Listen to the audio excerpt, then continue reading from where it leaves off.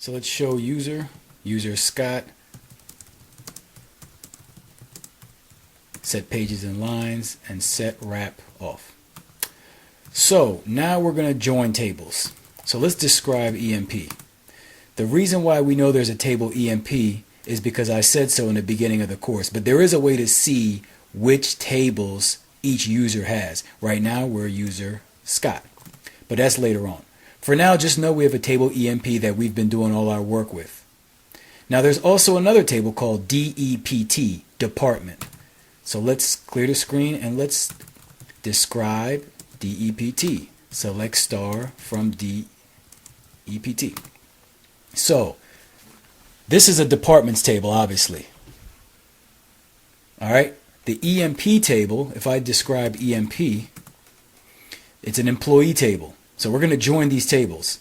So EMP has things like the employee name, the job, what manager they have, their hire date, their salary, what department number they work in. But if you scroll up to the department table, when we describe department, describe DEPT, it doesn't have employee information. It has department information, department number, department name, and location. So if we do a select star from departments, select star from DEPT, look what we have. Department 10 is accounting, and they're based out of New York.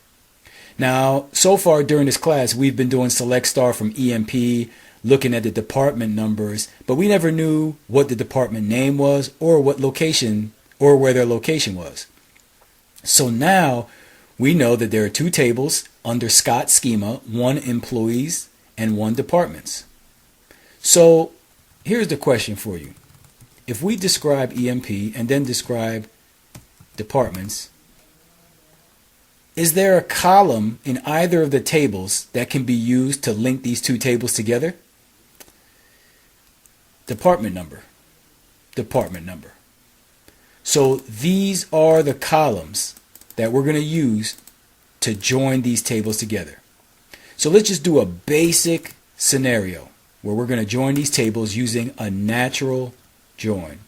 There it is right there, natural join. Okay? So I want everybody's name and what city they work in. So ename, comma, LOC from EMP, natural join,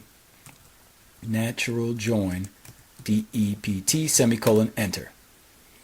Select ename, location from EMP, natural join, department. Clark works in New York, Adams works in Dallas. All right, I'm big on reverse engineering. So this is the effect of the statement. Let's see why it worked. Where is column LOC? Well, if we scroll up, LOC is in the departments table. It's not in the employees table. Where is column ename? Well, we already know ename is in the employees table. We've been dealing with ename the whole time. So look at the syntax. Select ename, location from table EMP, natural join, table department. What would happen if I put department first and EMP second? If I hit the up arrow, DEPT, EMP, and you'll see there is absolutely no difference. Clark works in New York. Adams works in Dallas. All right? The best way to understand this is to continue to do more examples. Describe EMP, describe departments. All right. We have a department name now. See, we had department numbers in EMP, 10, 20, and 30, but now we have the opportunity to see the names. So now what I want you to do is, if you do select star from departments, we can see what department name corresponds to the department number. But what if we want to see what employee, based on their name, who works in what department? Not department number, but the name of the department. That's going to be select ename from EMP and then select dname from DEPT. Again, we're going to select the employee's name from the employees table, and we're going to select the department name from the department table. Remember, department name is nowhere to be found in the employees table. Department number is there, but like I said, we're looking for the city. So we're going to say, show me everybody's name and what city they work in. All right. I'm sorry, not city. Show me everybody's name and what department they work in. Not the department number, but what department, the actual name of their department. So it's going to be select E name, comma, D name from EMP, natural join, DEPT, semicolon, enter. Clark works in accounting. Turner works in sales. The reason why this works is because if you describe the EMP table and describe the departments table, there's a column that links these two tables together. Department number and department number. Two completely different tables. Because if you look at the structure of the EMP table we've been dealing with the whole time, it has 8 columns. If we do a select star from EMP, we already know we're going to have 14 rows. That's what we've been dealing with the whole time. But now we're introduced to the departments table, DEPT, the departments table. As you can see, the structure of the departments table, 3 columns. And when we do a select star from DEPT, we have 4 rows. It doesn't say 4 rows, but you can eyeball. Or we can do a count star. Select count star from DEPT. 4 rows. All right. So this is a basic natural join. Let's do some more examples. Let's clear the screen, and I'm going to describe both tables. Describe EMP, describe DEPT. All right. So now what I want you to do is I want you to give me the job and the city. So we know if we select job from EMP, we're going to see analyst, clerk, president, manager. But let's say I want to see the jobs and their city. Well, we know we have 2 tables to work with that to get that output. We're combining 2 tables with natural joins. Select job. Where is job located? In the EMP table. Comma space LOC for location. Where is location? Located in the departments table. How does it know to get this information from one table and this column from another table? By saying from EMP natural join DEPT. Clerk, Dallas. We also have a clerk in New York. Analyst, Dallas. Analyst, Dallas. Most of the salesmen work in Chicago, or all of them. So let's order this table. Let's order this output. So I'm going to hit the up arrow on the keyboard and then hit the number 1. Oh, you got to put the word order by. Order by 1. So we have both analysts working in Dallas. In terms of clerks, some clerks work in Dallas, 1 works in Chicago, 1 in New York, and you can look at the table and see all salesmen work in Chicago. So once again, how are we gathering this information into a single output? How can we grab information from 2 separate tables into a single output? The answer is by joining the tables, and this is called a natural join. A natural join meaning you have to put the word natural join in the syntax. We're natural joining table 1 to table 2. You can put this table over here, or you can put this table over there. Either one works. All right, let's bring it home by doing one more example. So we're going to describe EMP and describe DEPT. Now I'm going to gather some information here. I want you to give me everybody's name, their job, their salary, and what city they work in for everybody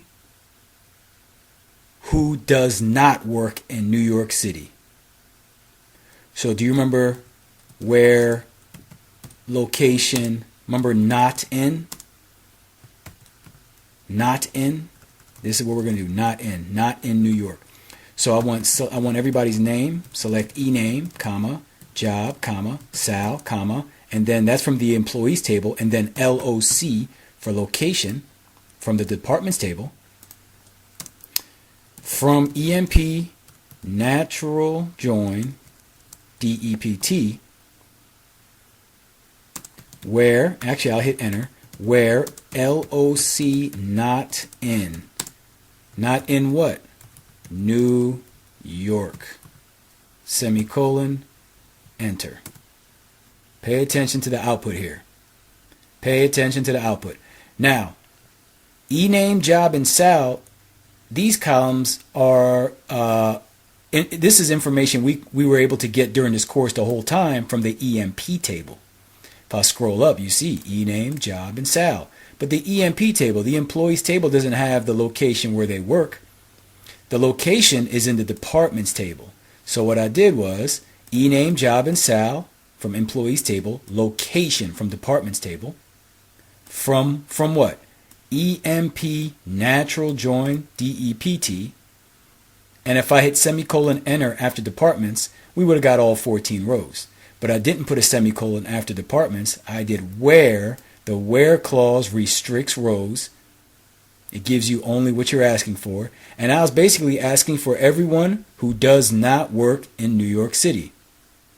I want the name, their job title, and their salary for everyone who does not work in New York City. So where LOC, not in New York. All right. This is very simple, but the repetition is the best way for it to really stick. All right, for the record, you don't need to do not in. You can always do the not equal to, and it's easier because it's less keystrokes. So if I say give me everybody's name and location, select ename, comma, location from EMP natural join DEPT department and do semicolon enter, we're going to have everybody here. I don't need to do where location not in New York. I can just do not equal.